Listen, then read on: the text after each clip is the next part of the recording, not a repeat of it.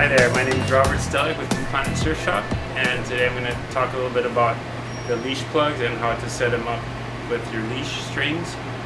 On our boards we have 2 leash plugs, which is pretty common on stand-up paddle boards. With the 2 leash plugs you're able to spread the load a little bit over 2 plugs instead of just having one. And in Hawaii we have big waves, so we have seen quite a few boards with the plugs ripped out.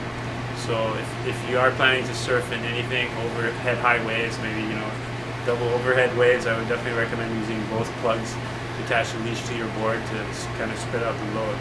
But if you're surfing like head high or smaller, 1 leash string is enough. So what you can do is just put the leash string on one side, and it would usually be like your back foot side. So if your right foot's on the back, you would put it on the right side. But one thing you have to be aware of is that the leash strings are often pretty long. So if the leash plug is pretty close to the rail, you want to make sure that this part of the leash here is called the rail saver.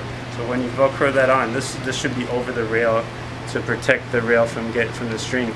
Like if it's like this, the leash kind of going over the rail, it can actually pull right through the rail. So when your board gets pulled like this, the string can get ripped right through the glass.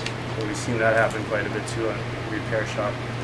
So you should definitely make the string shorter so that this is anywhere you put it, this should be protecting the rail. That's why it's called the rail saver. So and then spread the load over 2 plugs. You can put 2 leash strings in. So by having 2 leash strings, you can spread the load over both plugs, and you want to make sure that it's long enough so it's not, you don't want it super close together, but at the same time you want to make sure the rail saver is going to cover the rail. One of the issues of using 2 strings that I know is if you're using it in big surf, once again, like what can happen is it kind of twists like this, and then the straps kind of tend to pull open this rail saver. So basically, they pull from 2 different angles on the rail saver. So if this is a kind of older Velcro and it's not really solid, the pull from the 2 strings pulling it kind of open can actually make this can make your Velcro come apart. Now this is a brand new leash, so it's not going to happen on a leash like that, but that's a concern. So instead of using the 2 leash strings, we use this Spectra line.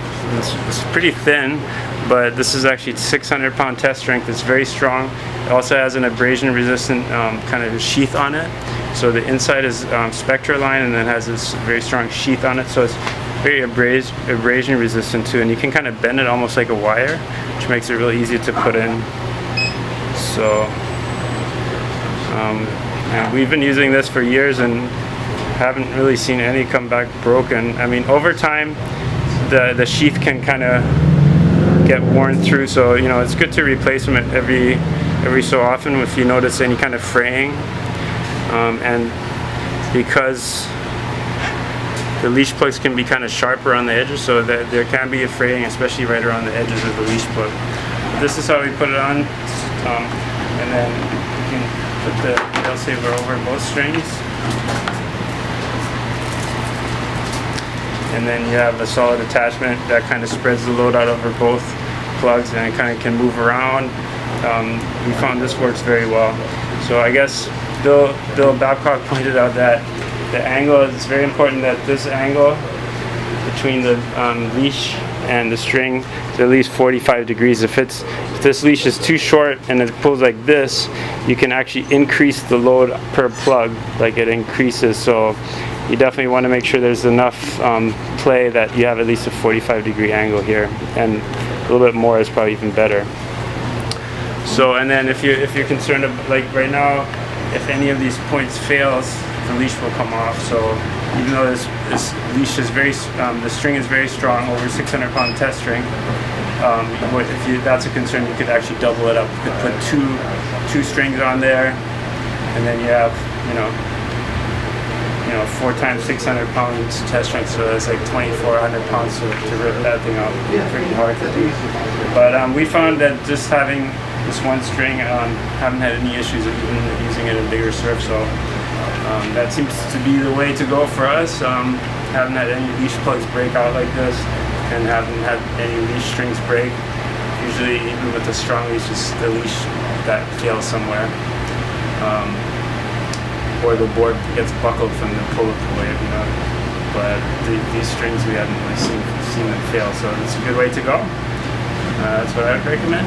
Thanks for watching. Aloha. So this graph posted by Bill Babcock shows how the string length between the two plugs is important. If it's too short and the angle is too wide, it actually increases the pull on the plugs.